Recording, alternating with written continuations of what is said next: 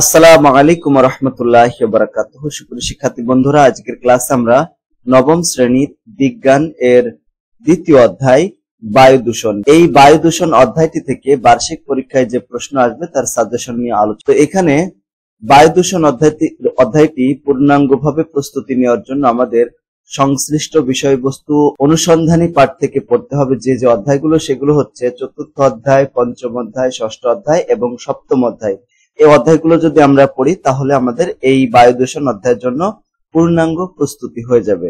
গত ক্লাসে আমরা এমসিকিউ নিয়ে আলোচনা করেছিলাম, আজকের ক্লাসে আমরা এক কথায় উত্তর নিয়ে আলোচনা করব। আমরা জানি যে আমাদের পরীক্ষায় কিন্তু 10টি এমসিকিউ 15টি এমসিকিউ আসবে এবং 10টি হচ্ছে এক কথায় উত্তর আসবে। তো এমসিকিউ গুলো আমরা এমন ভাবে প্রস্তুতি নেব যে সেগুলো যদি এক কথায় উত্তর আসে তাও আমরা যাতে পারি, আবার একই সাথে সাথে এক কথায় উত্তর যেগুলো আমরা প্রস্তুতি নেব সেগুলো এমন ভাবে প্রস্তুতি নেব সেগুলো যদি এমসিকিউতে আসে তাও যেন আমরা পারি। ওকে, তো প্রথমে হচ্ছে চতুর্থ অধ্যায় পদার্থের অবস্থা থেকে করব। এখানে প্রশ্ন নম্বর 1, পদার্থের 3 অবস্থায় রূপান্তরের কারণ কি? রূপান্তরের কারণ হচ্ছে তাপের প্রভাব। তাপ দিলে কঠিন পদার্থ তরল হয়, আরো তাপ দিলে বাষ্প হয়। আবার যদি আমরা বাষ্পকে ঠান্ডা করি তাহলে তরল হবে, তরলকে আরো ঠান্ডা করি কঠিন হবে। ঠিক আছে, তাহলে তাপের কারণে এরকম হয়। পদার্থের বিশেষ অবস্থাটির নাম কি? প্লাজমা অবস্থা।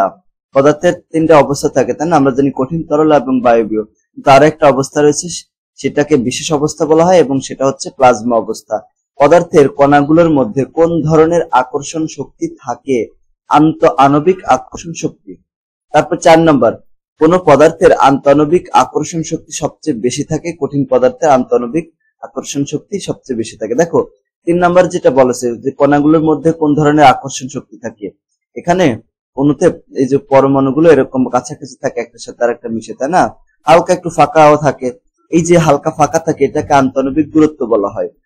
আর এই যে বলের কারণে অণুতে পরমাণুগুলো এরকম ভাবে কাছাকাছি অবস্থান করে বা পাশাপাশি একটার সাথে আরেকটা মিশে থাকে সেটাকে আন্তঃআণবিক শক্তি বা আন্তঃকণা আকর্ষণ শক্তি, ঠিক আছে, যাই বলো এটা বলা হয়। কোন পদার্থের এটা আন্তঃআণবিক আকর্ষণ সবচেয়ে বেশি থাকে? কঠিন পদার্থে আন্তঃআণবিক আকর্ষণ বা আন্তঃআণবিক শক্তি সবচেয়ে বেশি থাকে। কঠিন পদার্থে আন্তঃআণবিক দূরত্ব তরল পদার্থের তুলনায় কেমন থাকে? তরল পদার্থের তুলনায় অনেক কম থাকে।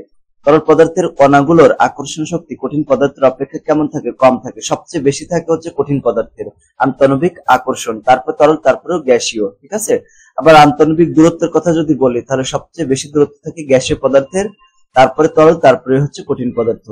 তো এখানে একটা জিনিস মনে রাখতে হবে, আন্তঃআণবিক দূরত্ব বেশি হলে আন্তঃআণবিক শক্তি কম হয়, আর আন্তঃআণবিক দূরত্ব কম হলে আন্তঃআণবিক শক্তি বেশি হয়।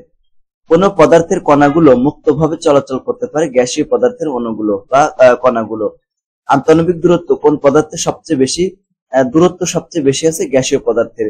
কঠিন পদার্থ তাপ গ্রহণ করলে কি হয়? তরল পদার্থে পরিণত হয়, তাই না? কঠিন পদার্থকে তাপ দিলে আন্তঃআণবিক শক্তি কমে যায়, আন্তঃআণবিক দূরত্ব বেড়ে যায় এবং তখন কঠিন থেকে তরলে পরিণত হয়।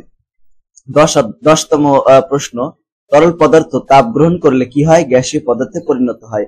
11 নম্বর প্রশ্ন, প্লাজমা অবস্থায় পদার্থ কি পরিবহন করার ক্ষমতা রাখে? বিদ্যুৎ পরিবহন করার ক্ষমতা রাখে। 12 নম্বর, কোন বস্তুর স্বতঃস্ফূর্ত ও সমভাবে পরিব্যাপ্ত হওয়ার প্রক্রিয়াকে কি বলা হয়? ব্যাপন বলা হয়। দেখো ব্যাপনের সংজ্ঞা থেকেই আমরা জানি যে কোনো বেশি ঘনত্বের স্থান থেকে কম ঘনত্বের স্থানের দিকে দ্রাবক কণাগুলোর যে ব্যাপিত হওয়ার প্রক্রিয়া, অবশ্যই এখানে স্বতঃস্ফূর্ত ভাবে এবং সমভাবে পরিব্যাপ্ত হবে। ঠিক আছে, এটাকে বলা হয় ব্যাপন। 4 নম্বর, তাপমাত্রা বাড়লে ব্যাপন হার কেমন পরিবর্তন হয়? বৃদ্ধি পায়। 14 নম্বর, কোন বস্তুর অণুগুলো বেশি ঘনত্বের দিকে হতে কম ঘনত্বের দিকে প্রবাহিত হওয়ার প্রক্রিয়াকে বলা হয় ব্যাপন প্রক্রিয়া, যেমন সংজ্ঞাটা আমরা দেখলাম।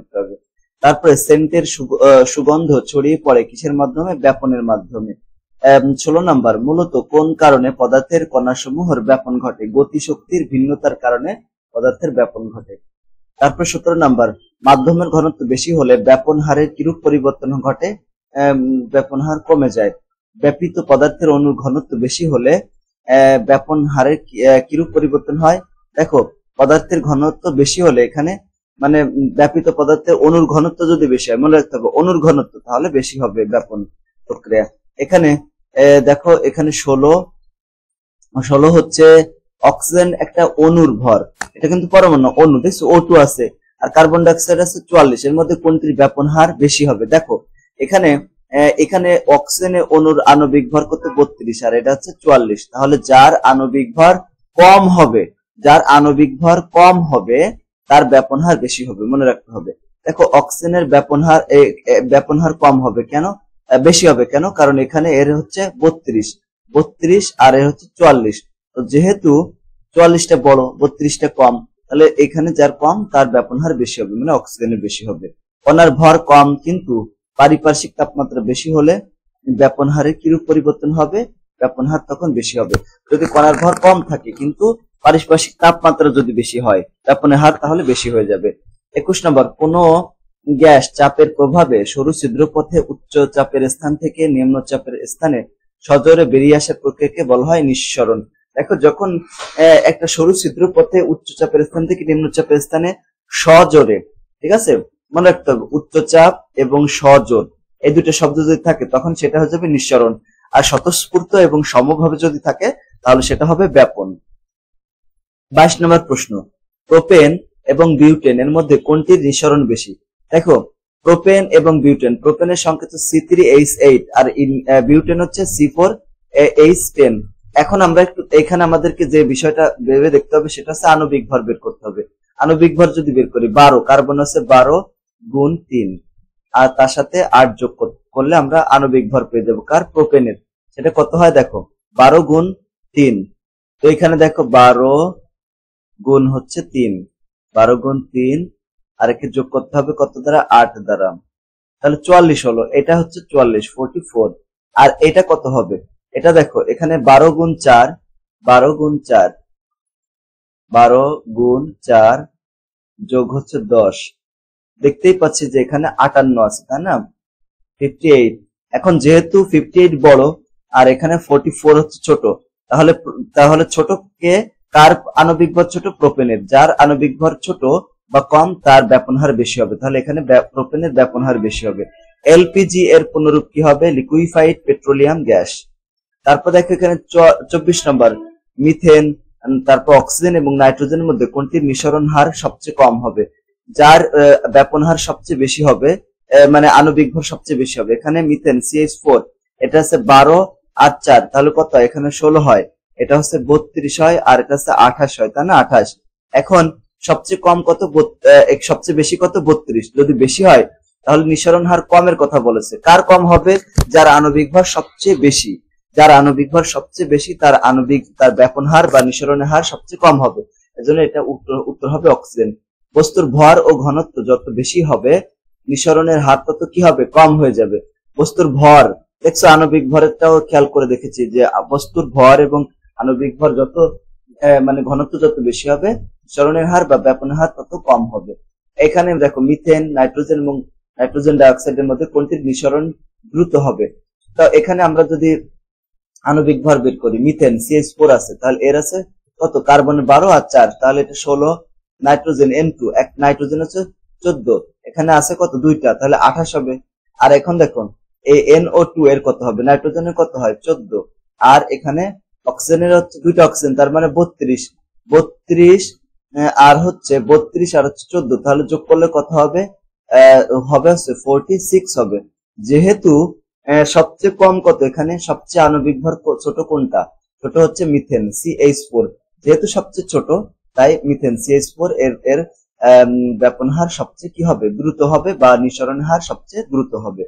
তারপর 27 নম্বর, মিথেন গ্যাসকে কিভাবে সিএনজি তে পরিণত করা হয়? চাপ বৃদ্ধি করে সিএনজি তে পরিবর্তন করা হয়। পদার্থের কোন অবস্থার ক্ষেত্রে নিঃসরণ প্রক্রিয়া সংগঠিত হয়? অবশ্যই সেটা গ্যাসীয় হতে হবে, তাই না? আর তরল অবস্থা হলে তার সেটা গ্যাসই হয় না, অবশ্যই গ্যাসীয় হতে হবে। কোন প্রক্রিয়ায় গ্যাসকে তরলে পরিণত করা হয়? উচ্চ চাপে সংকোচন করে। তারপরে কোন নিয়ামকের ভিত্তিতে এখানে আমাদের ব্যাপন এবং নিঃসরণের পার্থক্য করা হয়? সেটা হচ্ছে চাপের প্রভাবে।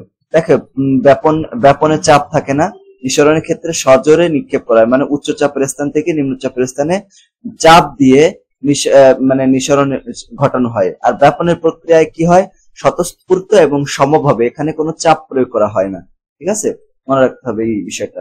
31 নম্বর, তাপ প্রয়োগে কোন তরল পদার্থকে বাষ্পে পরিণত করে পুনরায় শীতলীকরণের মাধ্যমে তরলে পরিণত করার প্রক্রিয়াকে বলা হয় পাতন। একটা পদার্থকে যখন তাপ দিয়ে বাষ্পে পরিণত করে আবার সেই বাষ্পকে শীতল করা হয় তখন সেটাকে বলা হয় পাতন। তাহলে পাতন সমান হচ্ছে বাষ্পীভবন যোগ ঘনীভবন। 32 নম্বর, কোন পদ্ধতিতে আয়োডিন মিশ্রিত খাবার লবণ থেকে আয়োডিন আলাদা করা হয়? ঊর্ধ্বপাতন প্রক্রিয়ার মাধ্যমে। ঠিক আছে, তাপ দিলে আয়োডিন হচ্ছে উড়ে যায়। আয়োডিন হচ্ছে ঊর্ধ্বপাতিত পদার্থ, তাই না? উদ্বায়ী পদার্থ বা ঊর্ধ্বপাতিত পদার্থ। এটা কিন্তু তরলে পরিণত হয় না, তাপ দিলে কঠিন অবস্থা থেকে সরাসরি তরলে বাষ্পে পরিণত হয়ে যায়, বাষ্প উড়ে চলে যায়, পরে বিশুদ্ধ খাবার লবণ থেকে যায়। নিশাদল, দেখো নিশাদলের সংকেত কত? Ammonium chloride NH4Cl। এটা কিন্তু উদ্বায়ী পদার্থ, একে তাপ দিলে কঠিন অবস্থা থেকে সরাসরি গ্যাসে পরিণত হয়, তরলে অবস্থা পরিণত হয় না। তারপর দেখো 34 নম্বর, শুষ্ক বরফ বলা হয় কাকে? শুষ্ক বরফ কাকে বলা হয়? কঠিন কার্বন ডাই অক্সাইডকে। কঠিন কার্বন ডাই অক্সাইডটা যদি কঠিন হয়, কার্বন ডাই অক্সাইড কিন্তু কঠিন হয়, ঠিক আছে, গ্যাসীয় হয়, কঠিন হয়। যদি কঠিন হয় তখন সেটাকে বলা হয় শুষ্ক বরফ বলা হয়। শুষ্ক বরফ মনে রাখতে হবে, শুষ্ক বরফ কাকে? কার্বন ডাই অক্সাইডকে, তবে কঠিন অবস্থা। 35 নম্বর, কঠিন পদার্থকে তাপ দিলাম, সেটা বাষ্পীভূত পদার্থ হলো, এবার শীতল করলাম আবার কঠিন হয়ে গেল, তাহলে এটি কোন ধরনের পাতন? এটা হচ্ছে ঊর্ধ্বপাতন। 36 নম্বর, কঠিন পদার্থকে তাপ দিলে যদি তা সরাসরি বাষ্পে পরিণত হয় তবে সেই কঠিন পদার্থকে কি বলা হয়? ঊর্ধ্বপাতিত পদার্থ বলা হয়। 37 নম্বর, আয়োডিনকে I2 তাপ দিলে যদি সরাসরি বাষ্পে পরিণত হয় তবে আয়োডিন কোন পদার্থ? এটা হচ্ছে ঊর্ধ্বপাতিত পদার্থ। কর্পূরের সংকেত কত? C10H16RO। এটা মনে রাখবো কিন্তু, কর্পূরের সংকেত, বুঝছো?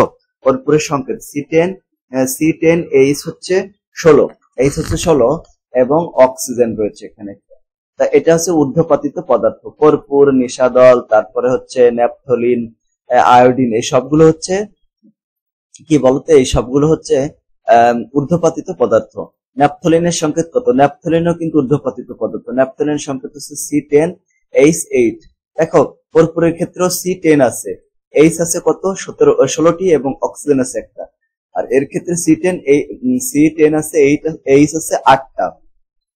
অ্যালুমিনিয়াম ট্রাইক্লোরাইড, অ্যালুমিনিয়াম AlCl3 এটাও কিন্তু ঊর্ধ্বপাতিত পদার্থ। কতগুলো ঊর্ধ্বপাতিত পদার্থ মনে রাখবা, যেমন নিশাদল, নিশাদলের সংকেত কি? NH4Cl। তারপরে এখানে অ্যালুমিনিয়াম ক্লোরাইড, এই যে দেখলাম ট্রাইক্লোরাইড, অ্যালুমিনিয়াম ট্রাইক্লোরাইড, তারপরে এই যে কর্পূর, তারপরে আয়োডিন, ঠিক আছে। এরপরে হচ্ছে তোমার ন্যাপথলিন, এই যে ন্যাপথলিন, এই সবগুলো কিন্তু ঊর্ধ্বপাতিত পদার্থ, এগুলো আমাদের মনে রাখতে হবে। 41 নম্বর, পরমাণুর কেন্দ্রকে কি বলা হয়? পরমাণু কেন্দ্রকে বলা হয় নিউক্লিয়াস। পরমাণুর কোন কণিকা নিউক্লিয়াসকে ঘিরে ঘুরতে থাকে? ইলেকট্রন নিউক্লিয়াসকে ঘিরে ঘুরতে থাকে। দেখো এরকম যদি একটা পরমাণু হয়, ঠিক আছে, এই যে এইভাবে, তো এখানে বিভিন্ন কক্ষপথ থাকে। কক্ষপথ একদম মাঝখানে যেটা থাকে সেটা হচ্ছে কি বলতো? নিউক্লিয়াস। আর এই নিউক্লিয়াসকে কেন্দ্র করে এই কক্ষপথ গুলোতে ইলেকট্রন গুলো ঘুরতে থাকে। পরমাণু কেন্দ্রে কোন কণিকা থাকে? দেখো এই যে কেন্দ্র, এই কেন্দ্রে থাকে প্রোটন এবং নিউট্রন গুলো থাকে, ঠিক আছে, তাহলে এটা হবে প্রোটন ও নিউট্রন। 44 নম্বর, পরমাণু ঋণাত্মক চার্জযুক্ত কণিকা কোনটা? ইলেকট্রনই হচ্ছে ঋণাত্মক চার্জযুক্ত। ইলেকট্রনের আধান কত? -1.60 × 10⁻⁹ কুলম্ব। এরপরে 46 নম্বর, একটি ইলেকট্রনের প্রকৃত ভর কত? ইলেকট্রনের প্রকৃত ভর, এগুলো কিন্তু মুখস্থ রাখতে হবে। 9.11 × 10⁻28 গ্রাম। কেজিতে হলে কত হতো? 10⁻31 হতো। একটি নিউট্রনের প্রকৃত ভর কত? 1.675 × 10⁻24 গ্রাম, ঠিক আছে। এরপর 48 নম্বর চলে গেলাম। ইলেকট্রনের আপেক্ষিক আধান কত ধরা হয়? -1 ধরা হয়, -1, ঠিক আছে, -1 ধরা হয়, মনে রাখতে হবে। প্রোটন ও নিউট্রনের তুলনায় ইলেকট্রনের ভর কত গুণ? 1840 গুণ। এগুলো কিন্তু এমসিকিউ তে আসতে পারে, ঠিক আছে, এক কথায় উত্তর আসতে পারে, এগুলো কিন্তু আমাদের মুখস্থ রাখতে হবে। ইলেকট্রনের আপেক্ষিক ভর কত? ইলেকট্রনের কোনো ভর নাই, আপেক্ষিক ভর 0 ধরা হয়। একটা ইলেকট্রনের আপেক্ষিক ভর 0 ধরা হয়, কিন্তু একটি ইলেকট্রনের ভর কত? যদি একটা ইলেকট্রনের ভর কত, দেখো আপেক্ষিক ভর আর একটি ইলেকট্রনের ভর কিন্তু আলাদা। স্বাভাবিক ভর কত? 9.11 × 10⁻28 গ্রাম, আর কেজিতে হলে 31 গ্রাম হতো কিন্তু।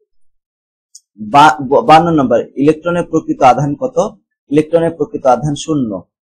তারপর 53 নম্বর, প্রোটনের আধান কত? প্রোটনের আধান হচ্ছে প্লাস পজিটিভ এবং এটার আধান হচ্ছে 1.60 10 to the power minus 19 coulomb. একটা প্রোটনের প্রকৃত ভর কত? প্রোটনের প্রকৃত ভর হচ্ছে 1.673 10 টু দি পাওয়ার মাইনাস 24 গ্রাম। প্রোটনের আপেক্ষিক ভর কত? আপেক্ষিক ভর হচ্ছে 1। আধান নিরপেক্ষ কণিকার প্রকৃত ভর হচ্ছে, আধান নিরপেক্ষ কে? প্রোটনই হচ্ছে আধান নিরপেক্ষ। এই যে কেবল তো দেখলাম এটা 53 নম্বরে যায়, এটা উত্তর সেম হবে 1.675 10 টু দি পাওয়ার মাইনাস 24 গ্রাম। ঠিক আছে, তো এখানে যদি এত কিছু মনে না থাকে, এই যে এখানে দেখো আমরা 1.6 বলতে পারি, 1.6 10 টু দি পাওয়ার মাইনাস 24 গ্রাম, এতটুকু মনে রাখলেই হবে। তারপর 57 নম্বর চলে আসি, প্রোটনের সংকেত কত? এইচ, এই যে এইচ দিয়ে উপরে প্লাস দিতে হয়। ঠিক আছে, তো এটাকেই বোঝানো হয়, এটা হচ্ছে প্রোটনের সংকেত। ঠিক আছে, প্রোটন। প্রোটনের দেখো বলা হচ্ছে যে সোডিয়ামের ভর কত? সোডিয়ামের ভর হচ্ছে 23। সোডিয়ামের ভর 23। 59 ভর সংখ্যাকে কি দিয়ে প্রকাশ করা হয়? পারমাণবিক ভরকে এ দ্বারা প্রকাশ করা হয়। এখানে 60 নম্বর, এই সংকেতটিতে নিউটন সংখ্যা কত? নিউটন সংখ্যা হচ্ছে এই যে ভর সংখ্যা, মানে 37 থেকে এই যে নিচে রয়েছে যেটা, সেটা হচ্ছে পারমাণবিক সংখ্যা। এই ভর সংখ্যাকে এ দ্বারা প্রকাশ করা হয়, পারমাণবিক সংখ্যাকে জেড দ্বারা প্রকাশ করি। তাহলে দেখো 37 থেকে আমরা যদি 17 বিয়োগ করে দিই তাহলে কত হয়? হচ্ছে 20। তাহলে এখানে 20টি হবে নিউটন সংখ্যা। তারপর দেখো এখানে 61 নম্বর, এখানে এ দ্বারা কি বোঝানো হচ্ছে? এ দ্বারা হচ্ছে ভর সংখ্যাকে নির্দেশ করে, ভর। ঠিক আছে, এটা হচ্ছে পারমাণবিক ভর সংখ্যা। এই যে এখানে জেড নম্বর যেটা, এই এখানে প্রতীকটিতে নিউটন সংখ্যা কত? এই যে ভর সংখ্যা থেকে পারমাণবিক সংখ্যা বিয়োগ করে দিতে হবে জেড, তার মানে এ মাইনাস জেড। 63 নম্বর, নিরপেক্ষ পরমাণুর কোন দুটি কণিকার সংখ্যা সমান? নিরপেক্ষ যদি হয় তাহলে প্রোটন সংখ্যা এবং ইলেকট্রন সংখ্যা সমান হবে। যেমন দেখো এখানে এরকম এইটা সোডিয়াম Na, ঠিক আছে, এখানে মনে করো 11 আছে আর এখানে কত আছে? 23 আছে। তা এখানে নিরপেক্ষ, নিরপেক্ষ কিভাবে বুঝবো? এরকম দেখো, নিরপেক্ষ যদি না হয় তাহলে এখানে একটা প্লাস থাকবে, যদি প্লাস থাকে, অথবা অনেক সময় মাইনাস থাকবে, তাই না? তো মাইনাস থাকবে, মনে করো Cl মাইনাস আছে, এটা একটা কি, এরা কিন্তু তড়িৎ নিরপেক্ষ না। এই দেখো, যেরকম সোডিয়াম প্লাস দিলাম, এটা তড়িৎ নিরপেক্ষ না। আবার Cl মাইনাস দিলাম, এটাও তড়িৎ নিরপেক্ষ না। কিন্তু যখন প্লাস মাইনাস কিছুই থাকবে না তখন হচ্ছে নিরপেক্ষ। তখন ইলেকট্রন সংখ্যা, যেমন সোডিয়ামের ক্ষেত্রে ইলেকট্রন সংখ্যা 11, প্রোটন সংখ্যাও 11 হবে, তার মানে দুইটা সমান হয়ে যাবে। আশা করি বুঝতে পেরেছো অনেক সুন্দর করে, তাই না? 64 নম্বর, কোন পরমাণুর পারমাণবিক সংখ্যা যদি 9 হয় তাহলে পরমাণুটি অবশ্যই ফ্লোরিন হবে, কারণ ফ্লোরিনের পারমাণবিক সংখ্যা হচ্ছে 9। তারপর 65, রাদারফোর্ড কোন সালে পরমাণু মডেল প্রদান করেন? 1911 সালে। সোলার সিস্টেম অ্যাটম মডেল কোন বিজ্ঞানী প্রদান করেন? বিজ্ঞানী রাদারফোর্ড। 67 নম্বর, রাদারফোর্ডের পরমাণু মডেলের ত্রুটিগুলো সংশোধন করেন কে? বিজ্ঞানী নিলস বোর। 68 নম্বর, বোর মডেল অনুসারে শক্তি স্তরে ইলেকট্রনের কৌণিক ভরবেগ নির্ণয়ের সমীকরণ আছে mvr সমান nh/2π। প্লাঙ্কের ধ্রুবক এইচ এর মান কত? 6.626 10 to the power minus 34 m² kg/সেকেন্ড। ঠিক আছে, এরকম। তারপরে এখানে 70 নম্বর, ইলেকট্রন নিম্ন শক্তি স্তর থেকে উচ্চ শক্তি স্তর যখন যায় তখন অবশ্যই শক্তি শোষণ করে। শোষিত এবং বিকিরিত শক্তির কম্পাঙ্কের এককই, কম্পাঙ্কের এককই হচ্ছে হার্টজ, এইচজেড, যেটাকে পার সেকেন্ড বলা হয়। তারপরে আমরা চলে যাব 72 নম্বর প্রশ্ন, পরমাণুতে ইলেকট্রনের শোষিত বা বিকিরিত শক্তির পরিমাণ নির্ণয়ের সূত্র কি? এই যে এইচ মিউ সমান এইচ সি বাই ল্যামডা, অথবা এরকম দিতে পারে এইচ এফ সমান এইচ সি বাই ল্যামডা। এইখানে যে এইচটা দিলাম, এইচটা হচ্ছে কি বলতো? এইচটা হচ্ছে প্লাঙ্কের ধ্রুবক, এফটা হচ্ছে কম্পাঙ্ক, এই সি হচ্ছে আলোর বেগ। আলোর বেগের তো মান আছে কত? 3 × 10 to the power 8 metre per second. আর প্লাঙ্কের ধ্রুবকের মান তো আমরা দেখলাম কেবল। আর এখানে আছে ল্যামডা, এই যে ল্যামডা, এটা কি ল্যামডা বলা হয়? কি বলা হয়? ল্যামডা। আবার ল্যামডা বা ল্যাংটা বলে না, ঠিক আছে, ল্যামডা হবে। ঠিক আছে, ল্যামডা, এটা হচ্ছে তরঙ্গ দৈর্ঘ্য। তরঙ্গ দৈর্ঘ্য, মনে করো একটা তরঙ্গ এরকম যাচ্ছে, এই যে এইভাবে তরঙ্গ এইভাবে যাচ্ছে এরকম, তো এইখান থেকে শুরু করে এই পর্যন্ত হচ্ছে তরঙ্গ দৈর্ঘ্য বলা হয়। নিয়ে আরো বিস্তারিত পরে আলোচনা করা হবে। এখন দেখো ডেল্টা ই, এটাকে বলা হয় ডেল্টা। এই যে চিহ্নটা, এটা কি বলা হয়? কি ডেল্টা। ডেল্টা, ডেল্টা কেন ব্যবহার করা হয়? যখন কোনো কিছুকে বিয়োগ করা হয়, মানে কোনো কিছুর পার্থক্য করা হয়। ঠিক আছে, ওকে। তো এটাকে বলা হয় ডেল্টা। মনে করো 1 বছর আগে তোমার বয়স ছিল কত? 15 বছর, এখন তোমার বয়স 16 বছর, তাহলে ডেল্টা তোমার বয়স, ডেল্টা বয়স মানে তোমার বয়সের পার্থক্য কত, 1 বছর এরকম। তো ডেল্টা ই মানে কি, শক্তি স্তরের পার্থক্য, মানে দ্বিতীয় শক্তি স্তর থেকে প্রথম স্তরের পার্থক্য করলাম, তাহলে কত হবে, এইচ এফ হবে বা এইচ নিউ হবে, মিউ, এটাকে বলা হয় মিউ, মানে কম্পাঙ্ক। ঠিক কিসের সমীকরণ, এটা হচ্ছে প্লাঙ্কের সমীকরণ, বিজ্ঞানী প্লাঙ্কে আবিষ্কৃত সমীকরণ। প্রতিটি প্রধান শক্তি স্তরে সর্বোচ্চ ইলেকট্রন ধারণ ক্ষমতা আছে 2n²t। মনে করো প্রথম শক্তি স্তরে n এর মান কত, 1, তাহলে এখানে সর্বোচ্চ ইলেকট্রন কয়টা থাকতে পারে, 2n², তার মানে কত, 2 × 1 এর স্কয়ার, 1 কে স্কয়ার করলে 1 হবে, তার সাথে 2 গুণ করলেও 2 হবে, এরকম দুইটা। তো এইভাবে আছে যে কোনো কক্ষপথে সর্বোচ্চ কতগুলো ইলেকট্রন থাকতে পারে সেটা আমরা বের করতে পারি। এরপরে 75 নম্বর, সিলিকনের এল সেলে কয়টি ইলেকট্রন বিদ্যমান। দেখো সিলিকন যিনি, তার আপে কত, ইলেকট্রন বিন্যাস কত, সিলিকন হচ্ছে 14 হচ্ছে পারমাণবিক সংখ্যা, তাহলে এর ইলেকট্রন বিন্যাস কত হবে, দেখো 1s2, 2s2, 2p, 2p6, 3s2, 3p কত হবে 2। তো এল সেল মানে কত, এল সেল মানে হচ্ছে n এর মান 1। দেখো n এর মান 1 আছে শুধুমাত্র এখানে, কয়টা ইলেকট্রন আছে বলতো, সরি, কে n এর মান 1 হলে সেটাকে কে সেল বলা হয়, কে, তারপরে n এর মান যদি 2 হয় তখন সেটাকে এল সেল বলা হয়। হ্যাঁ, তো কে এল, আমাদের এখানে প্রশ্ন করেছে এল সেলে কয়টা ইলেকট্রন আছে, তো এল সেলে দ্বিতীয় শক্তি স্তর, তার মানে কয়টা ইলেকট্রন আছে, এখানে দেখো দুইটা আর ছয়টা, দুইটা আর ছয়টা, তার মানে কয়টা, 8টা ইলেকট্রন আছে, কয়টা, 8টা ইলেকট্রন আছে, এই যে 8টা ইলেকট্রন। তারপর 76 নম্বর প্রশ্ন দেখো, 76 নম্বর প্রশ্ন বলছে পরমাণু চতুর্থ শক্তি স্তরে মানে এন এর সর্বোচ্চ ইলেকট্রন ধারণ ক্ষমতা কত। দেখো চতুর্থ শক্তি স্তরে যে কোনো কক্ষপথে কয়টা ইলেকট্রন থাকতে পারে, 2n²t, তার মানে 2 × চতুর্থ কক্ষপথ, যখন এন মানে এন সেল বলবে, হ্যাঁ এন সেল বলবে, তার মানে এন সেল এন এর মান কত, 4 স্কয়ার, 2 গুণ 4 কে স্কয়ার করলে কত হয়, 16, 16 দুগুণ কত, 32, তার মানে সর্বোচ্চ 32টা ইলেকট্রন এখানে থাকবে। তারপর দেখো 77 নম্বর, উপশক্তি স্তরকে কি দ্বারা প্রকাশ করা হয়, উপশক্তি স্তরকে এল দ্বারা প্রকাশ করা হয়। এই এল সংখ্যাটাকে বলা হয়, অনেক সময় বলা হয় কি বলতো, সহকারী কোয়ান্টাম সংখ্যা, বলা হয় সহকারী কোয়ান্টাম সংখ্যা। 78 নম্বর, যদি এন এর মান যদি 4 হয়, এল এর মান 3 হলে অরবিটাল কত হবে, একটু খেয়াল করি। এখানে বলছে যে এখানে কি বলছে, এন এর মান কত, এন এর মান হচ্ছে 4, আর এফ এর মান কত, এখানে এল এর মান, সরি, এলটা কি, এলটা হচ্ছে সহকারী কোয়ান্টাম সংখ্যা, এল এর মান কত, এল এর মান হচ্ছে এখানে 3 দিয়েছে, 3। তো প্রিয় শিক্ষার্থীরা একটু খেয়াল করো, এল এর মান যদি 0 হয় তখন এটাকে এস অরবিটাল বলা হয়, এল এর মান যদি হয় 1 তখন এটাকে পি অরবিটাল বলা হয়, এল এর মান যদি 2 হয় তখন এটাকে ডি অরবিটাল, এল এর মান যদি 3 হয় তখন এটাকে এফ অরবিটাল বলা হয়। দেখো এখানে এন এর মান 4, মানে 4 বসিয়ে দিলাম, আর এল এর মান কত, 3, তো 3 যদি হয় এল এর মান, তাহলে কত অরবিটাল হবে, এফ অরবিটাল হবে, তার মানে এটা 4f।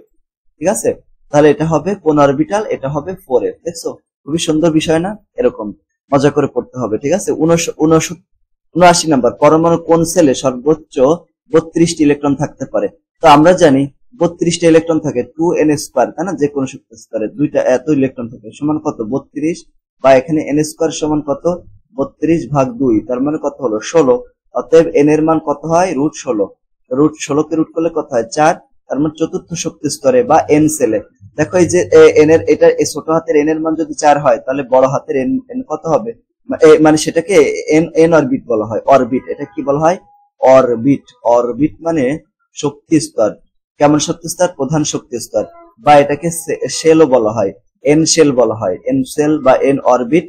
ঠিক আছে, অরবিট বা শক্তি স্তর, প্রধান শক্তি স্তর। 80 নম্বর, ক্লোরিন পরমাণুর এম সেলে কতটি ইলেকট্রন, ইলেকট্রন সংখ্যা কত। দেখো ক্লোরিন পরমাণু, তো যে যারই বলবে তার ইলেকট্রন বিন্যাস করতে হবে, ইলেকট্রন বিন্যাস করলে কত হয়, 1s2, 2s2, 2p6, 3s2, 3p কত, 3p5, তাহলে 17 হয়ে গেল। বলেছে এম সেল, এম সেল বললে, এম সেল যদি এম সেল বলে তাহলে এখানে এন এর মান কত, মানে কততম কক্ষপথ, এটা তৃতীয় কক্ষপথ। কে এল এম, কে হচ্ছে 1, এল হচ্ছে 2, কে এল এম হচ্ছে 3, তাহলে তৃতীয় কক্ষপথ হচ্ছে এইটা। এখানে কয়টা মোট ইলেকট্রন আছে, 2টা আর 5টা, মোট 7টা ইলেকট্রন আছে, তাই না। তাহলে এই যে দেখো 7টা ইলেকট্রন। এইভাবে যদি বুঝে শুনে তোমরা পড়তে পারো তাহলে তোমাদের এ প্লাস ইনশাআল্লাহ এ প্লাস নিশ্চিত। তারপর দেখো 81, প্রধান শক্তি স্তর এন এর মান 3 হলে শক্তি স্তর এল এর সর্বোচ্চ মান কত। দেখো বলছে যে প্রধান শক্তি স্তর n এর মান যদি 3 হয় তাহলে উপশক্তি স্তর l এর সর্বোচ্চ মান কত হবে। দেখো তোমাদের একটু বলি, উপশক্তি স্তর l এর মান নির্ণয়ের সূত্র সমান হচ্ছে 0 সহ n-1 পর্যন্ত, ঠিক আছে, পর্যন্ত, এটা হচ্ছে সূত্র। ওকে, তাহলে দেখো n এর মান এখানে কত বলছে, n এর মান বলছে যে 3, তাহলে 0 সহ 3-1 পর্যন্ত। তো যখন পর্যন্ত বলবে তার মানে কত, 0 সহ 2 পর্যন্ত, 3-1 মানে কত, 2, তার মানে দেখো পর্যন্ত বললে 1 0 1 2 হবে। পর্যন্ত মানে কি, পর্যন্ত বললে তো সবগুলোই আসে এখানে, 0 থেকে শুরু করে 2 পর্যন্ত। সর্বোচ্চ কত তাই বলো, সর্বোচ্চ 2। আমাদের এখানে বলছে যে এল এর সর্বোচ্চ মান কত হবে, 2 হবে যেটা। তারপর দেখো 82 নাম্বার, আয়রন পরমাণুতে প্রোটন সংখ্যা কত। আয়রন পরমাণুর প্রোটন সংখ্যা আছে 26, তো মুখস্থ। তারপর 83, পি অরবিটাল বা উপশক্তি স্তরে সর্বোচ্চ কতটি ইলেকট্রন থাকতে পারে। দেখো যে কোনো শক্তি স্তরে যখন আমরা পি অরবিটাল বলি, পি অরবিটালের ক্ষেত্রে এল এর মান কত হয়, এল এর মান হচ্ছে কত হয় বলতো, 1 হয় না। এল এর মান কত হবে, 1 হবে। এল এর মান কত হবে, 1 হবে। তো এখানে যে কোনো অরবিটালে ইলেকট্রন সংখ্যা সমান আছে 2l প্লাস 1, এটা হচ্ছে সূত্র। এই দেখো এখানে 2 ইন্টু এল এর মান কত, এখানে এল এর মান হচ্ছে 1, তো 1 দিয়ে দিলাম, যোগ আছে 1। দেখো এখানে 2 ইন্টু 2 × 2 যোগ 1, তার মানে কত, 3, 3 দুগুণ কত হবে 6, তার মানে এখানে সর্বোচ্চ 6টি ইলেকট্রন থাকতে পারে। কয়টি ইলেকট্রন, 6টি ইলেকট্রন। 84 নম্বর, ডি উপশক্তি স্তরে সর্বোচ্চ কতটি ইলেকট্রন থাকতে পারে। ডি উপশক্তি স্তরে সর্বোচ্চ কয়টি ইলেকট্রন থাকতে পারে। দেখো এখানেও ডি উপশক্তি স্তরের জন্য এল এর মান কত, 0 হলে হচ্ছে মানে 0 হলে এস অরবিটাল, পি অরবিটালের জন্য 1, ডি অরবিটালের জন্য হচ্ছে 2, তাহলে কয়টা ইলেকট্রন থাকতে পারে সর্বোচ্চ, 2 ইন্টু 12 প্লাস 1। দেখো এখানে এল এর মান কত, 2, 2 দুগুণ 4 যোগ 1, তাহলে 5, 5 দুগুণ কত হবে 10টা, তার মানে 10টা ইলেকট্রন থাকতে পারে। এই যে এখানে দেখছো, খুবই সুন্দর বিষয়। 85 নাম্বার, কপারের স্থিতিশীল ইলেকট্রন বিন্যাস কোনটা। স্থিতিশীল ইলেকট্রন বিন্যাস হচ্ছে এটাই, ঠিক আছে। 3D কত এখানে নিয়নের পরে তারপর কত হবে, 3s2 3p6 3d 10 4s1 হবে। দেখো ও হওয়ার কথা ছিল এরকম 3d 4s2 9 হওয়ার কথা, কিন্তু অর্ধপূর্ণ এবং পরিপূর্ণ ইলেকট্রন দ্বারা যদি থাকে, অরবিটাল পূর্ণ থাকে, তাহলে সেই অরবিটাল বেশি স্থিতিশীল হয়, তাহলে এই যে এখানে এটা হবে, ঠিক আছে, স্থিতিশীল। 86 নাম্বার, কপারের পারমাণবিক ভর কত। পারমাণবিক ভর হচ্ছে, পারমাণবিক সংখ্যা হচ্ছে 29 আর ভর হচ্ছে 63.5। 87, ক্লোরিনের পারমাণবিক ভর কত, 35.5। এগুলো আমাদের মুখস্থ করতে হবে। অ্যালুমিনিয়ামের একটি পরমাণুর ভর কত। দেখো অ্যালুমিনিয়ামের পারমাণবিক ভর কত বলতো। অ্যালুমিনিয়ামের পারমাণবিক সংখ্যা হচ্ছে 13, 13 দুগুণে কত হয় 26, আর বিজোড় হলে 1 যোগ করতে হয়, তার মানে 27। তো এই 27কে আমাদের প্রোটন সংখ্যার প্রোটনের যে ভর, সেই ভর দ্বারা গুণ করে দিতে হবে। কত ছিল, 1.6 10 টু দি পাওয়ার মাইনাস কত 24। দেখি এটাতে গুণ করলে কত হয়, 4.32 10 টু দি পাওয়ার মাইনাস 23। এই দেখো বুঝছো, মিলে গেছে কিন্তু, ঠিক না, এটাই হবে আনসার। তারপরে 89 নম্বর, আপেক্ষিক পারমাণবিক ভরের একক কি। এর কোনো একক নাই, কেন, কারণ আপেক্ষিক পারমাণবিক ভর হচ্ছে একই জাতীয় দুইটি রাশির অনুপাত। একই জাতীয় দুইটি রাশির অনুপাত হলে তার কোনো একক থাকে না। 90, হাইড্রোজেনের আপেক্ষিক পারমাণবিক ভর কত, 1.008। 1ও বলতে পারি, এটাকে আমরা চাইলে 1 বলতে পারি, ঠিক আছে। 91, প্রকৃতিতে এটা কিন্তু 35 আছে এই জায়গা, ঠিক আছে। ক্লোরিন 35, এর শতকরা পরিমাণ কত। শতকরা এটা মুখস্থ 75%। প্রকৃতিতে প্রাপ্ত কপারের দুটি আইসোটোপের প্রতীক লেখো। দেখো আইসোটোপ দুইটা আছে কপারের, একটা হচ্ছে 63 আর একটা হচ্ছে 65। সালফার পরমাণুর আপেক্ষিক পারমাণবিক ভর কত, 32, সেটা তো মুখস্থ। সালফারের পারমাণবিক সংখ্যা হচ্ছে 16, 16 কে 2 দিয়ে গুণ করলে কত হয় 32 হয়, এবার মনে রাখবা। সালফিউরিক অ্যাসিড অণুতে মোট পরমাণুর সংখ্যা কত। দেখো এখানে হাইড্রোজেন আছে কয়টা, 2টা, সালফার আছে কয়টা, 1টা, আর অক্সিজেন কয়টা, 4টা, তার মানে 7টা। এটা গুণে গুণে বললে হচ্ছে।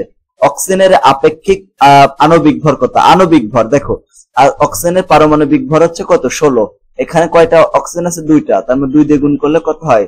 32, মানে 32 হয়ে যায়। এরপরে আমরা চলে আসলাম ষষ্ঠ অধ্যায়ে, পর্যায় সারণীতে। তো এখানে ল্যাভয়েসিয়ে কত সালে মৌলিক পদার্থ সমূহকে ধাতু এবং অধাতুতে বিভক্ত করেন? 1789 সালে। 1789 সালে। কত বছর আগে? কত বছর আগে তোমরা একটু কমেন্ট করে বলবা, ঠিক আছে? এটা কত বছর আগে, ঠিক আছে? কমেন্ট করে বলবা হিসাব করে। 97, অষ্টক সূত্র প্রদান করেন কে? বিজ্ঞানী নিউল্যান্ড। 98 নম্বর, মৌলসমূহের পারমাণবিক ভরের ভিত্তিতে পর্যায় সূত্র আবিষ্কার করেন কে? আবিষ্কার করেন হচ্ছে বিজ্ঞানী মেন্ডেলিফ। 99 নম্বর, মোসলে প্রদত্ত পর্যায় সূত্রের এটা সূত্রের মূল ভিত্তি কি ছিল? পারমাণবিক সংখ্যা মূল ভিত্তি ছিল।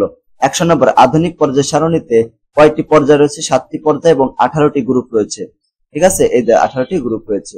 পর্যায় সারণীতে অ্যাক্টিনাইড সারির অবস্থা কত নম্বরে? এই দেখো কত নম্বরে? 7 নম্বরে। পর্যায় 2 এবং পর্যায় 3-এ কয়টি করে মৌল রয়েছে? 8টি করে মৌল রয়েছে। গ্রুপ 3-এ কয়টি মৌল আছে? 32টি মৌল রয়েছে। 105 নম্বর প্রশ্ন, লিথিয়ামের বাইরের শক্তি স্তরে মোট কতটি ইলেকট্রন রয়েছে? দেখো লিথিয়াম তো Li 3, বাইরের শক্তির 1s2 2s1, বাইরের শক্তি স্তর 2s1, তো এখানে কয়টা ইলেকট্রন আছে? একটা ইলেকট্রন। এই দেখো, এরপরে এখানে একটা মৌলের ইলেকট্রন বিন্যাস দেওয়া রয়েছে, কোন মৌলের ইলেকট্রন বিন্যাস এটা। এখানে দেখো কিভাবে বুঝবা? এই যে ইলেকট্রন গুলো যোগ করে দিবা, হ্যাঁ? তাহলে কত হলো? দেখো 2 আর 2 4, 8 6 10, আর 2 12, 12 আর হচ্ছে 6, তাহলে 18 আর 1 19, তার মানে 19 কার পারমাণবিক সংখ্যা? আমরা জানি এটা আছে পটাশিয়ামের। 107 নম্বর, গ্রুপ সংখ্যা নির্ণয়ে এস এবং পি অরবিটালের ইলেকট্রনের সাথে কত যোগ করতে হবে? 10। তারপর 108 নম্বর, বোরনের পি অরবিটালে কয়টি ইলেকট্রন থাকে? একটা ইলেকট্রন থাকে। আয়রন কত নম্বর গ্রুপের মৌল? 8 নম্বর গ্রুপের মৌল। আর্গন Ar মৌলের সবচেয়ে বাইরের শক্তি স্তরে ইলেকট্রন বিন্যাস লিখো। এটা হচ্ছে আর্গনের, দেখো সবচেয়ে বাইরের স্তর। আর্গনের যদি ইলেকট্রন বিন্যাস করি 1s2 2s2 2p6 3s2 এবং 3p6 হবে। বাইরের শক্তি স্তরে কোনটা? এটা মোট কয়টা আছে? এখানে 8টা ইলেকট্রন, তাই না? সিলিকনের নিউক্লিয়াসে প্রোটন সংখ্যা কত? সিলিকনের পারমাণবিক সংখ্যা কত? 14, তাহলে প্রোটন সংখ্যাও 14 বা ইলেকট্রন সংখ্যাও 14। টাইটানিয়াম Ti 22, এর ইলেকট্রন বিন্যাসে কয়টি শক্তি স্তর থাকে? দেখো 1s2 2s2 2p6 3s2 3p6 3d এবং 4s। দেখো এখানে 2 দিয়ে দিলাম, আর এখানে থাকলো আর 2টা, তাই না? তাহলে মোট কত হচ্ছে? 22। তাহলে এখানে মোট কয়টা শক্তি স্তর আছে? সর্বোচ্চ শক্তি স্তর হচ্ছে 4টা, তাহলে 4টি হবে এখানে, ঠিক আছে? বলছে যে কপারের সর্বশেষ ইলেকট্রনটি কোন অরবিটালে যায়? তো কপার ইলেকট্রনটি কি কোন? 1s2 2s2 2p6 3s2 3p6 3d এবং 4s, তাই না? তো কোন অরবিটালে প্রবেশ করে? এর সর্বশেষ ইলেকট্রনটি কোন অরবিটালে প্রবেশ করে? তো আমরা জানি এখানে 2টা ইলেকট্রন যায়, তারপরে হচ্ছে এখানে 9টা ইলেকট্রন যায়, কিন্তু লেখার সময় আমরা কিভাবে লিখি? 3d 4s, তাই না? এখানে 10টা লিখি, এখানে একটা লিখি। বলছে সর্বশেষ ইলেকট্রনটি কোন অরবিটালে প্রবেশ করে? আসলে 4s কিন্তু আগেই প্রবেশ করে, এখানে মূলত 3d হবে, ঠিক আছে? 3d, কিন্তু এখানে সর্বশেষ ইলেকট্রনটি 3d তেই যাবে, ঠিক আছে? 3d তে যাবে। এখানে ভুল ছিল। 114 নম্বর, জিঙ্কের 3d উপশক্তি স্তরে কয়টি ইলেকট্রন আছে? জিঙ্কের 3d শেষ শক্তি স্তরে এরকম 3d 10 4s2, d অরবিটালে 10টি ইলেকট্রন আছে। তারপর দেখো নিকেল এর ডি উপস্তরে কয়টি ইলেকট্রন আছে? নিকেলের ইলেকট্রন বিন্যাস যদি আমরা করি 1s2 2s2 2p কত হবে? 6 3s2 3p কত? 6 3d আর 4s, 4s এ 2টা ইলেকট্রন যাবে, আর এখানে 8টা, তার মানে 8টা ইলেকট্রন, এখানে 8টা ইলেকট্রন যাবে। পর্যায় সারণীর মূল ভিত্তি কি? ইলেকট্রন বিন্যাস। 117 পর্যায় সারণীতে মৌলের অবস্থান নির্ণয় করা হয় কোনটির মাধ্যমে? ইলেকট্রন বিন্যাসের মাধ্যমে। এখানে একটা মৌলের ইলেকট্রন বিন্যাস দেওয়া আছে। তো ইলেকট্রন বিন্যাস মৌলটি কয়টি ইলেকট্রন দান বা গ্রহণ করতে পারে? শেষ কক্ষপথ দেখো এখানে কয়টা ইলেকট্রন আছে বলতো? 7টা ইলেকট্রন আছে, তাই না? তো যদি কোনো মৌলের শেষ কক্ষপথে 4টা বা 4 বা 4-এর বেশি থাকে, তখন 8 থেকে ওই সংখ্যাটাকে বিয়োগ করে দিতে হবে। এখানে কয়টা আছে? দেখো 7টা, তাহলে এখানে বিয়োগ করে দিলাম।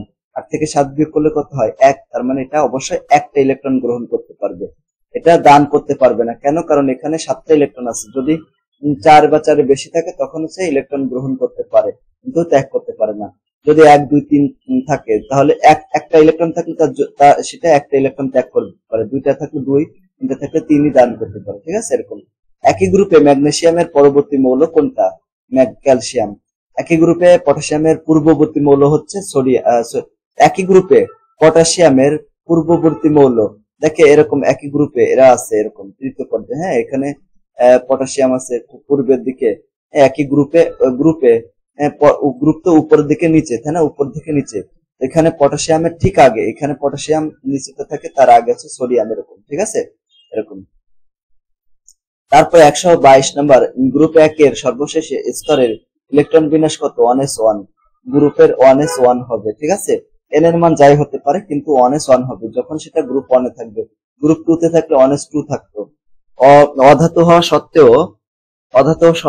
সত্ত্বেও পর্যায় সারণীতে ক্ষার ধাতুর সাথে অবস্থান কোন মৌলটির? হাইড্রোজেনের অবস্থান। 124 নম্বর, হাইড্রোজেনের বেশিরভাগ ধর্ম কোন মৌলের সাথে সামঞ্জস্যপূর্ণ? ক্ষার ধাতুসমূহের সাথে সামঞ্জস্যপূর্ণ। 125 নম্বর, হাইড্রোজেনের অবস্থান কোন গ্রুপে? গ্রুপ 1 এ। হ্যাঁ, কেন? কারণ হাইড্রোজেন ইলেকট্রন বিন্যাস 1s1, এখানে একটা ইলেকট্রন আছে যেহেতু, তাই গ্রুপ 1 এ হবে।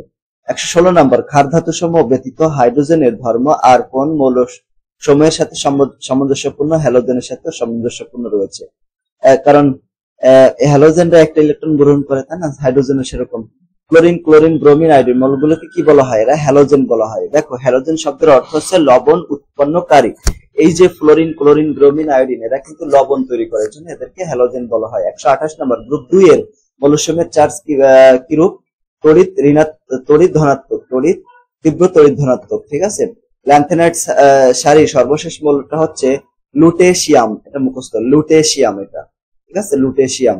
130, মৌলের ধাতব ধর্ম, পরমাণুর আকার, আয়নীকরণ শক্তি, তড়িৎ ঋণাত্মকতা ইত্যাদিকে কি বলা হয়?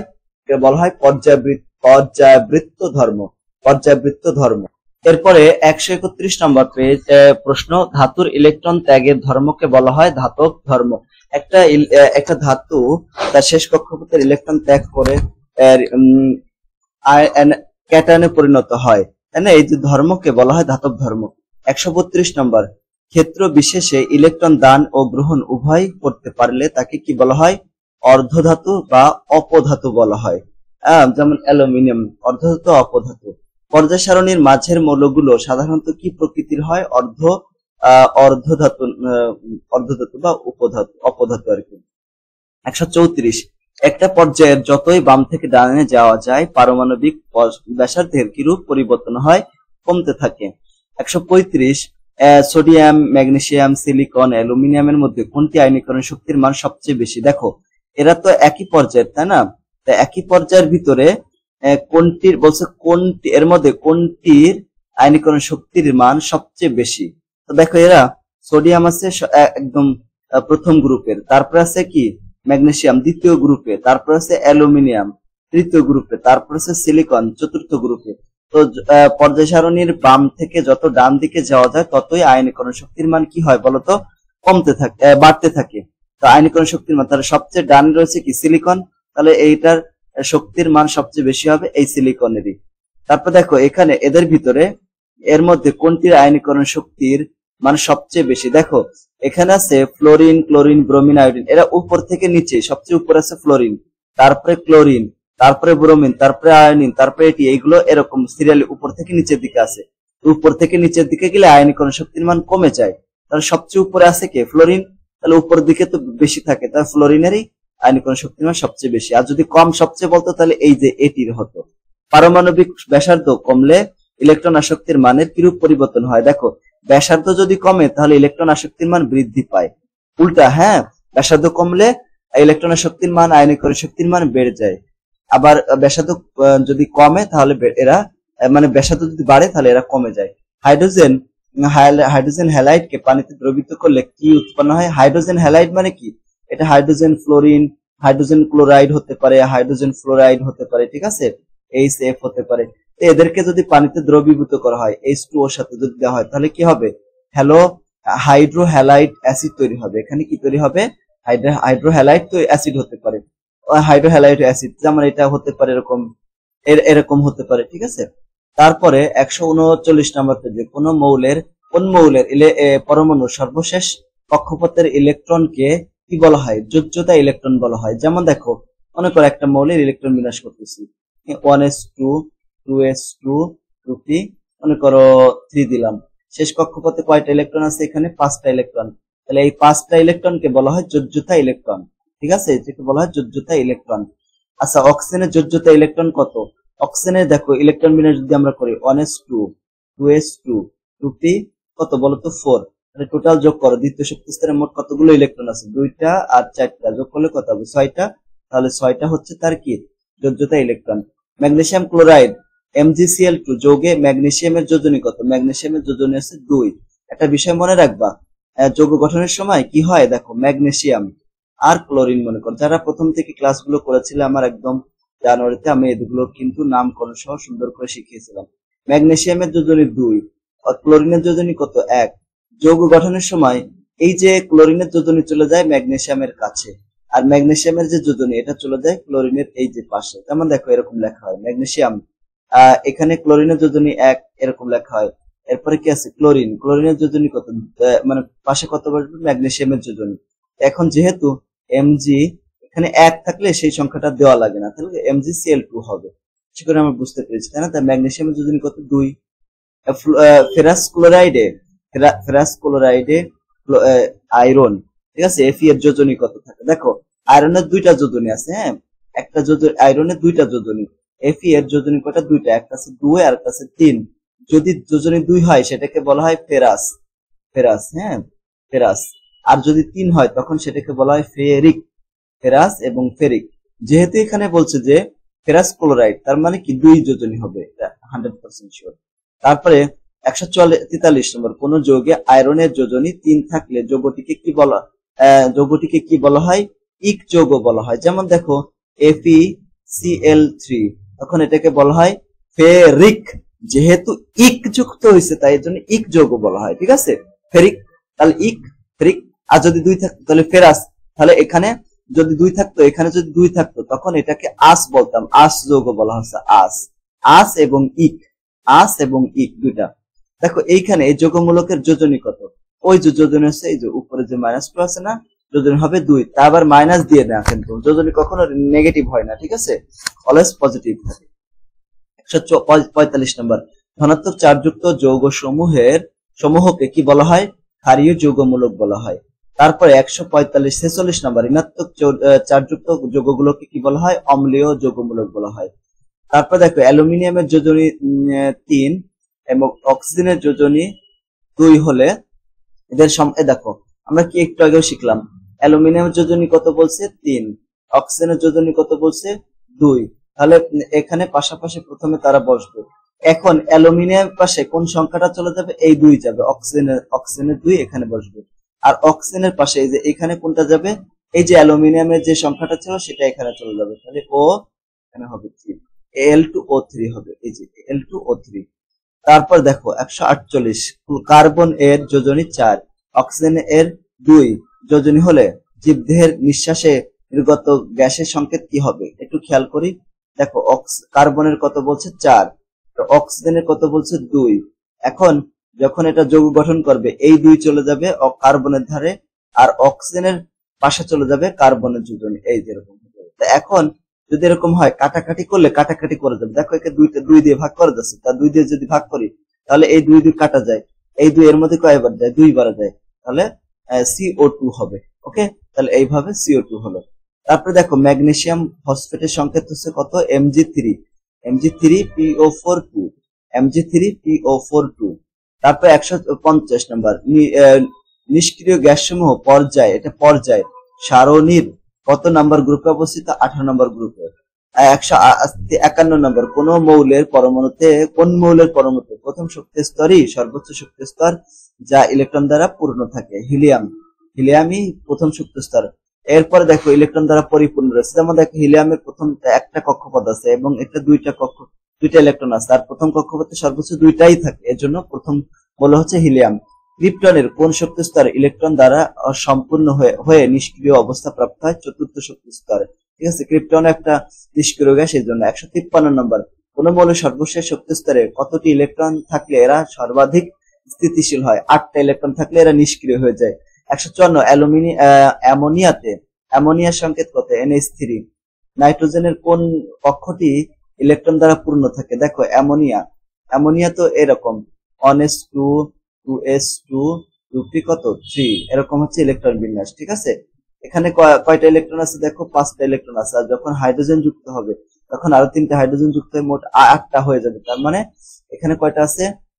এখানেও দ্বিতীয় কক্ষপথ পূর্ণ আছে। দেখো দ্বিতীয় কক্ষপথ না, এটা কত? দ্বিতীয়, 2 নম্বর কক্ষপথ, এখানে 2 নম্বর কক্ষপথ। ঠিক আছে, এরকম ভাবে এটা দ্বিতীয়।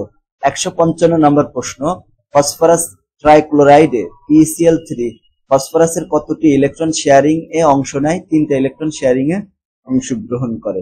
156 নম্বর, জেননের অষ্টম শক্তি স্তরে কয়টি ইলেকট্রন আছে? 8টা। কেন? কারণ জেনন হচ্ছে নিষ্ক্রিয় গ্যাস, তাহলে শেষ কক্ষপথে 8টা ইলেকট্রন থাকবে।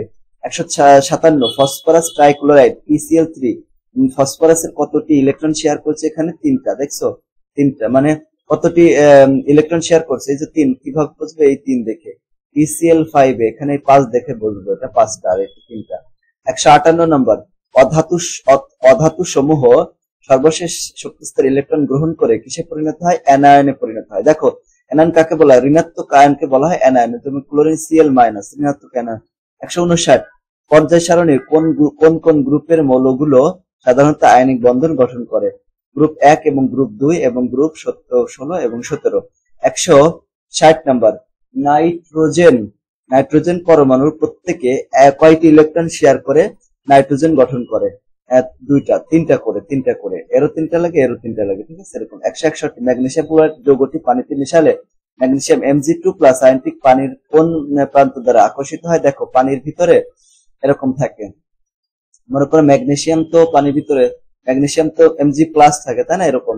আর পানি ভেঙে এরকম থাকে সবসময়, O2- ডেল্টা মাইনাস, হ্যাঁ ডেল্টা এরকম মাইনাস থাকে। আর এখানে H ডেল্টা প্লাস, মানে ডেল্টা বলতে আংশিক প্লাস, এরকম বোঝাচ্ছে। যেহেতু এটা নেগেটিভ আর আমরা জানি ধনাত্মক ঋণাত্মক পরস্পর আকর্ষিত হয়, তাহলে এদের ভিতরে আকর্ষণ হবে। ঠিক আছে, তার মানে এখানে -2, এই যে O2 দ্বারা, হ্যাঁ O2 দ্বারা। এবার 162 নম্বর, ধনাত্মক চার্জযুক্ত মানে ধাতব আয়নকে বলা হয় পারমাণবিক শ্বাস বলা হয়। ধনাত্মক চার্জযুক্ত ধাতব আয়নকে পারমাণবিক শ্বাস বলা হয়।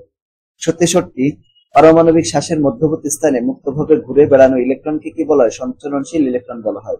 এরকম ভাবে পারমাণবিক শ্বাস থাকে, তাই না? ধাতব বন্ধনের ভিতরে এরকম থাকে।